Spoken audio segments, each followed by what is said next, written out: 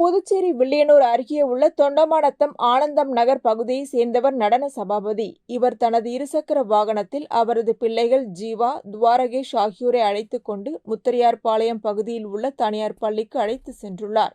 அப்பொழுது ஊசுட்டேரி சந்திப்பில் வரும்பொழுது நடன சபாபதியின் பின்பக்கமாக வந்த டிப்பர் லாரி ஒன்று அவரது பைக்கின் மீது மோதியது. இதில் நிலைகுலைந்த அவர் வலது புறமாக மாணவர்களும் இடது புறமாக நடன சபாபதியும் கீழே விழுந்தவுடன் அவர்கள் மீது டிப்பர் லாரி ஏறியது. இதில் சம்பவ இடத்திலேயே 2 மாணவர்களும் தலை நசுங்கி பலியாகினர். நடன சபாபதி கால் நசுங்கி படுகாயமடைந்தார்.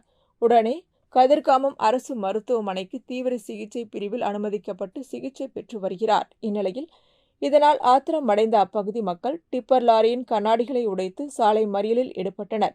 இது சம்பந்தமாக சீனியர் எஸ்பி பிரவீன்குமார் திரிபாதி, எஸ்பிக்கள் வம்சிதா ரெட்டி, மோகன்குமார் மற்றும் வில்லியனூர் போக்குவரத்து காவல்துறையினர் வந்து விசாரணை நடத்தி பொதுமக்களிடம் பேச்சுவார்த்தை நடத்தினர். இதனைத் தொடர்ந்து போராட்டத்தை கைவிட்டு கலைந்து சென்றனர். புதுச்சேரியில் 2 மாணவர்கள் விபத்தில் உயிரிழந்த சம்பவம் பெரும் சோகத்தை ஏற்படுத்தியுள்ளது.